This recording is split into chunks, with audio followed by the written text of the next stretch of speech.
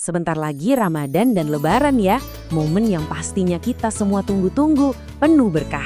Tapi pernah kepikiran gak sih gimana caranya perayaan kita kali ini gak cuma suci di hati, tapi juga bersih buat lingkungan? Nah, yuk kita kupas tuntas panduannya. Kayaknya ini pertanyaan yang selalu muncul deh tiap tahun pas Ramadan datang, ya kan? Gimana ya caranya biar Ramadan tahun ini lebih baik dari tahun kemarin? Pasti pengennya gitu, tapi kadang suka bingung, mulainya dari mana sih? Ternyata jawabannya itu mungkin jauh lebih simpel dari yang kita bayangin loh. Bikin Ramadan lebih bermakna itu bisa banget dimulai dari hal-hal kecil, tindakan nyata sehari-hari. Penasaran? Yuk kita lihat bareng-bareng. Oke, kita mulai dari pondasinya dulu ya. Niat suci, aksi nyata.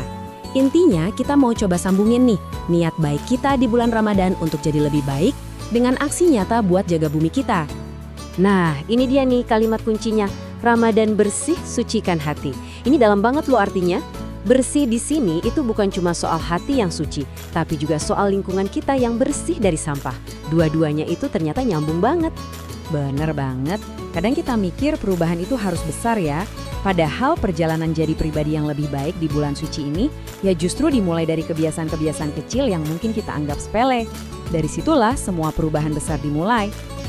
Sip, sekarang kita masuk ke bagian yang paling seru nih, yang bisa langsung kita praktekkan. Gimana sih cara ngurangin sampah pas kita lagi ngabuburit cari takjil atau nyiapin makanan buat buka puasa? Sebetulnya simpel banget, cuma ada 3 langkah. Pertama, pas beli takjil, biasain bawa wadah sama tas belanjaan sendiri dari rumah. Kedua, kalau bisa hindari deh tuh kemasan yang sekali pakai buang. Dan yang ketiga, nah ini yang sering banget kejadian, jangan lapar mata. Ambil makanan secukupnya aja, biar nggak ada yang jadi sampah makanan. Coba deh lihat perbedaannya. Kelihatan banget kan? Di kiri, itu pemandangan yang udah biasa kita lihat. Plastik, styrofoam numpuk setelah buka puasa. Nah sekarang, coba lihat yang di kanan. Jauh lebih enak dilihat kan? Makanan ditaruh di wadah yang bisa dipakai lagi dan lagi. Kelihatan bedanya. Jadi, kita mau pilih yang mana nih? Oke, setelah sebulan penuh kita latihan, kebiasaan baik ini jangan sampai berhenti pas Ramadan selesai ya. Justru harus kita bawa terus sampai ke hari Lebaran. Yuk kita rayakan Idul Fitri dengan lebih sadar lingkungan. Ada beberapa tips gampang nih buat Lebaran. Pertama, pas kirim-kirim hampers, coba deh pilih yang lebih ramah lingkungan. Nanti kita bahas lebih lanjut soal ini. Terus pas salat Id, bawa sajadah sendiri dari rumah. Ini simple tapi ngaruh banget buat ngurangin sampah koran atau plastik. Dan terakhir, ini sih wajib, buang sampah ya pada tempatnya. Lebih keren lagi kalau bisa dipilah. Nah, tadi kan disebut hampers ramah lingkungan. Maksudnya apa sih? Gampangnya gini, hampers ini pakai wadah yang nggak sekali buang.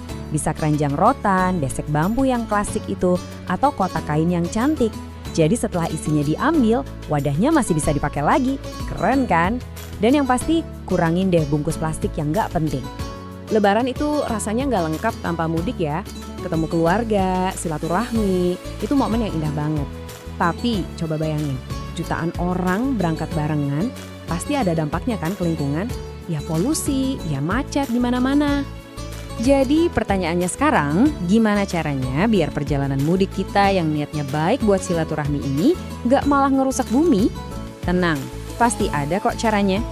Jawabannya satu, sebisa mungkin gunakan angkutan umum. Mau itu kereta, bus, atau moda transportasi massa lainnya.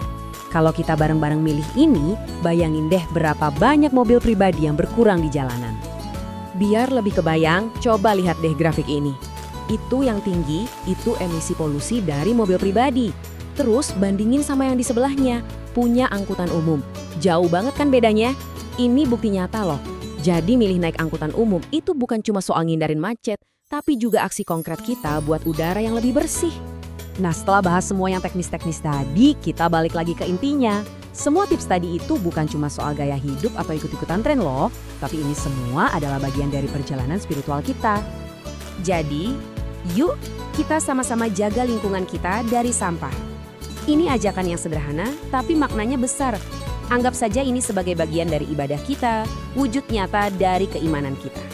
Sekali lagi kita ingat-ingat pesan utamanya ya, biar nempel di hati. Ramadan bersih, sucikan hati. Semoga dengan menjaga lingkungan kita tetap bersih, hati kita juga jadi ikut bersih dan suci. Nah, sebelum kita selesai, saya mau kasih satu pertanyaan buat kita renungkan. Dari semua yang tadi kita obrolin, coba deh pilih satu aja kebiasaan kecil yang mau kamu ubah di Ramadan kali ini. Mungkin mulai bawa botol minum sendiri, atau pas beli gorengan bilang, gak usah pakai plastik bang.